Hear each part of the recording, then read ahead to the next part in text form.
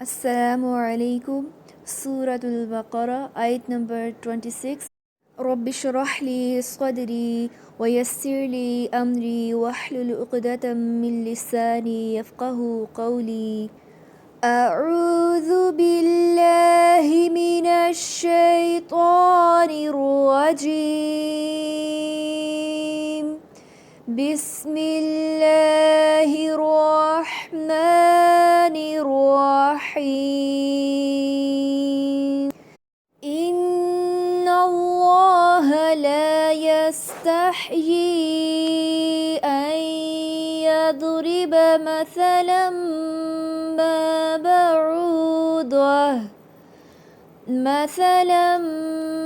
ما بعودة فما فوقها،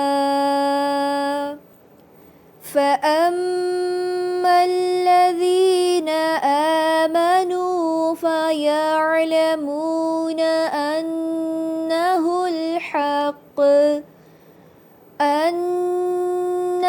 الحق من ربهم، وأما الذين كفروا فيقولون ماذا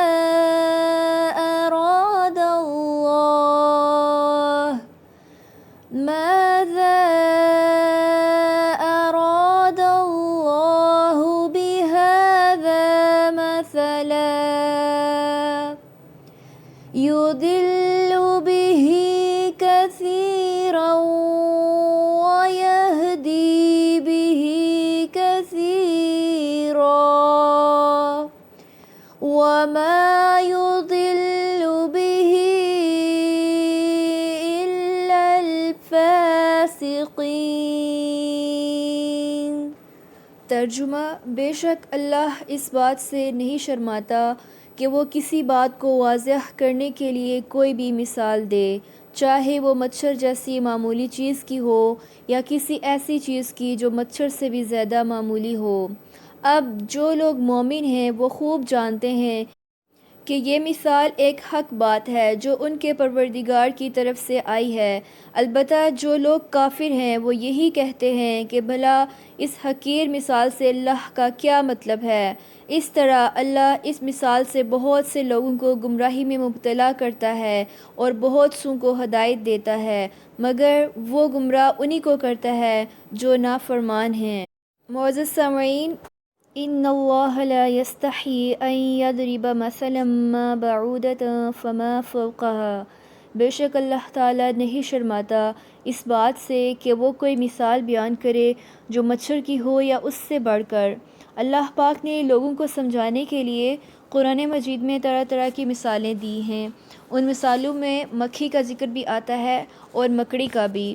تو بعض لوگ جن کا مقصد قرآن پاک سے کوئی سبق حاصل کرنا نہ تھا بلکہ وہ صرف یہ دیکھ رہے تھے کہ قرآن میں اور کیا آتا ہے یا کون سی چیزیں ایسی ہیں کہ جس میں ہم کوئی شوشہ اٹھا سکتے ہیں، یا یہ کہ ان میں کوئی کمی یا خامی ڈھونڈ سکتے ہیں کہ جس کی بنا پر ہم یہ کہہ سکیں کہ اس میں کوئی ایسی خاص چیز ہے ہی نہیں، کہ یہ ایسے اللہ کا کلام کیسے ہو سکتا ہے کہ جس میں مکھی، مکڑی اور ان چیزوں کا ذکر ہے۔ تو اس موقع پر ان آیات کے شان نزول کے بارے میں یہ آتا ہے کہ ایک موقع پر کچھ لوگوں نے یہ اعتراض کیا کہ قرآن مجید میں مکھی کا ذکر کیوں ہے؟ اگر یہ اللہ کا کلام ہے تو اتنی چھوٹی بات کیوں کی گئی؟ تو اللہ پاک فرماتے ہیں کہ اللہ اس بات سے نہیں شرماتا کہ وہ کوئی بھی مثال بیان کرے، خواہ وہ مچھر کی ہو یا اس سے مزید کسی اور چھوٹی چیز کی ہو، کیونکہ مثال بیان کرنے کا اصل مقصد بات سمجھانا ہے، وہ چیز مقصود نہیں ہے۔ اگر مکھی یا مکڑی کی مثال بیان کی گئی ہے تو بات مکھی یا مکڑی کی نہیں ہو رہی، بات کسی اور چیز کی ہو رہی ہے، اس مثال سے کچھ اور سمجھایا جا رہا ہے۔ تو تم توجہ رکھو اصل مقصد پر، نہ کہ چیزوں پر۔ معزز سامعین، یہ مکھی کی مثال قرآن پاک میں سورۃ الحج آیت نمبر 23 میں بیان کی گئی ہے۔ اللہ سبحانہ وتعالیٰ ارشاد فرماتے ہیں کہ اے لوگو، ایک مثال بیان کی جاتی ہے، اسے غور سے سنو۔ یقیناً وہ ہستیاں جن کو تم اللہ کو چھوڑ کر پکار رہے ہو، انہوں نے ایک مکھی بھی پیدا نہیں کی، خواہ وہ سب اس کے لیے اکٹھے کیوں نہ ہو جائیں۔ جب یہ بات بیان کی گئی تو ہونا تو یہ چاہیے تھا کہ لوگ غور و فکر کرتے کہ اچھا، اللہ سبحانہ و تعالیٰ کی طاقت اتنی بڑی ہے کہ اس نے آسمان و زمین کی ہر چیز بنائی، اور باقی لوگوں کا، دیگر معبودوں کا کمال یہ ہے کہ وہ سارے مل کر ایک مکھی بھی نہیں بنا سکتے۔ تو یہاں انہیں اللہ کی عظمت سمجھنے کی ضرورت تھی، لیکن انہوں نے اصل سبق حاصل کرنے کے بجائے اس بات پر اعتراض کر دیا کہ اوہو، یہ مکھی کا لفظ کیوں آ گیا یہاں؟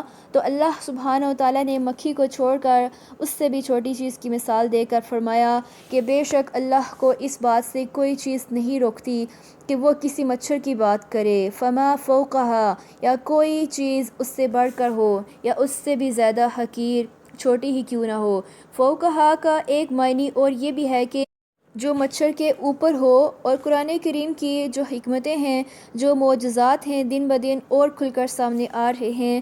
تو معزز سامعین، نمرود جو خود کو خدا کہتا تھا، اس کی اپنی موت ایک مچھر کے ناک میں جانے سے ہوئی تھی۔ تو مچھر بظاہر ایک چھوٹی سی چیز نظر آتی ہے، انسان کو بسا اوقات کتنا زچ کر دیتا ہے۔ بعض اوقات جیسے پارک وغیرہ میں ہوں تو بسا اوقات ایک چھوٹا سا مچھر ایسے پاؤں کو کاٹتا ہے، اور جب آپ اس کو اڑاتے ہیں تو پتہ ہی نہیں چلتا کہ کہاں گیا۔ مچھر سائز میں چھوٹا ہے، لیکن اس کے جو کام ہیں، جو پھرتی ہے، اس کی جو ساخت ہے، وہ معمولی نہیں ہے۔ بہرحال اللہ سبحانہ و تعالیٰ کو حق کو واضح کرنے میں، اپنی بات کو واضح کرنے میں کوئی شرم محسوس نہیں ہوتی ہے۔ فَأَمَّا الَّذِينَ آمَنُوا، تو رہے وہ لوگ جو ایمان لائے، فَيَعْلَمُونَ، تو وہ جانتے ہیں، کیا جانتے ہیں؟ اَنَّهُ الْحَقُّ، کہ بے شک وہ مثال حق ہے، مِن رَبِّهِمْ، ان کے رب کی طرف سے۔ قرآن پاک میں جو بھی بات بیان ہوئی ہے وہ بالکل سچ ہے، لا ریب فیہ ہے، اور ان کے رب کی طرف سے آئی ہے، یعنی ایمان والے مثال کو سمجھ جاتے ہیں، مقصد کو سمجھ جاتے ہیں۔ اس کے برعکس وَأَمَّا الَّذِينَ كَفَرُوا، اور لیکن وہ لوگ جو کفر کرتے ہیں، انکار کرتے ہیں، فَيَقُولُونَ، تو وہ کہتے ہیں، مَاذَا أَرَادَ اللَّهُ، کیا کچھ ارادہ کیا اللہ نے، بِهَذَا مَثَلًا، اس مثال کو بیان کر کے۔ یہ منکرین بات خود نہیں سمجھتے اور اعتراض اللہ پہ کرتے ہیں، یہ ہے کم عقلی۔ تو بہت سے لوگ جن کو اللہ سبحانہ و تعالیٰ کی بات سمجھ نہیں آتی، یا ان کی عقل کے مطابق اس میں کوئی سینس نہیں بنتی، تو بجائے اس کے کہ خود کو بلیم کریں، اس بات کا اعتراف کریں کہ ہم کم علم ہیں، فوراً کیا کرتے ہیں؟ اللہ سبحانہ و تعالیٰ پر اعتراض کر کے کہ یہ مثال ہی کیوں آئی ہے، کیا مطلب ہے اس کا؟ فرمایا یُضِلُّ بِهِ کَثِیرًا، وہ اس کے ذریعے بہت سے لوگوں کو گمراہ کر دیتا ہے، انہی مثالوں کو لوگوں کی ہدایت کے بجائے ان کی گمراہی کا ذریعہ بنا دیتا ہے، یعنی لوگ وہاں سے بھٹک جاتے ہیں۔ وَيَهْدِي بِهِ كَثِيرًا، اور اسی کے ذریعے بہت سوں کو ہدایت مل جاتی ہے۔ مثالیں لوگوں کو اللہ سبحانہ و تعالیٰ بات سمجھانے کے لیے بیان کرتے ہیں، لیکن جب کچھ لوگ نہیں سمجھتے تو وہ ان کے لیے فتنہ بن جاتی ہیں۔ اور کیوں نہیں سمجھتے؟ کیونکہ غور و فکر نہیں کرتے یا سمجھنا ہی نہیں چاہتے۔ وَمَا يُضِلُّ بِهِ إِلَّا الْفَاسِقِينَ، اور نہیں وہ گمراہ کرتا اس کے ذریعے مگر فاسقوں کو، نافرمان لوگوں کو، جو اللہ کی بات کو ماننا ہی نہیں چاہتے، ان کو پھر اللہ کی بتائی ہوئی بات سمجھ میں بھی نہیں آتی اور وہ حق سے بھٹک جاتے ہیں۔ معزز سامعین، اس آیت نے ہمارے لیے سیکھنے کے بہت سے سبق ہیں۔ نمبر ایک، پہلی بات تو یہ ہے کہ اللہ پاک حق بات کہتے ہوئے نہیں شرماتا۔ اس میں ہمارے لیے کیا سبق ہے کہ ہمیں بھی حق بات کرتے وقت نہیں شرمانا چاہیے، نہیں ڈرنا چاہیے۔ حق کا، سچ کا بہت وزن ہے، خواہ وہ رائی کے دانے کے برابر ہی کیوں نہ ہو۔ آپ کو معلوم ہے کہ جس شخص کے دل میں ایمان رائی کے دانے کے برابر بھی ہوگا تو اسے ایک دن جہنم سے نکال دیا جائے گا۔ اس کا مطلب ہے کہ سچی بات، حق بات، خواہ وہ چھوٹی ہی کیوں نہ ہو، اس کا بہت بڑا وزن ہوتا ہے۔ تو ان اللہ لا یستحی ان یضرب مثلا ما بعودۃ فما فوقها، اب اچھی بات کون سی ہوتی ہے؟ اس میں چار چیزیں ہوتی ہیں۔ نمبر 1، علم پر مبنی ہو وہ بات۔ نمبر 2، وہ سچی بات ہو۔ نمبر 3، نیت اچھی ہو۔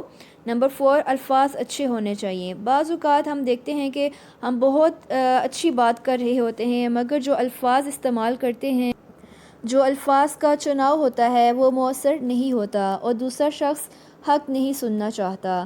پھر ایمان والوں کی خوبی بیان کی گئی ہے کہ وہ اللہ سبحانہ و تعالیٰ پر اعتماد کرتے ہیں، وہ اللہ کی باتوں کو سچا سمجھتے ہیں، وہ اس میں شک نہیں کرتے، اعتراض نہیں کرتے۔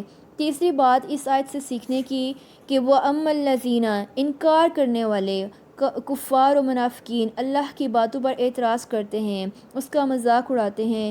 یہ کوئی بریوری نہیں ہے، یہ کوئی انٹیلیجنس نہیں ہے کہ انسان اللہ کی بات پر اعتراض شروع کر دے اور کہے کہ میں تو بہت انٹلیکچول ہوں، نعوذ باللہ میں تو اللہ کی بات کو بھی چیلنج کر سکتا ہوں۔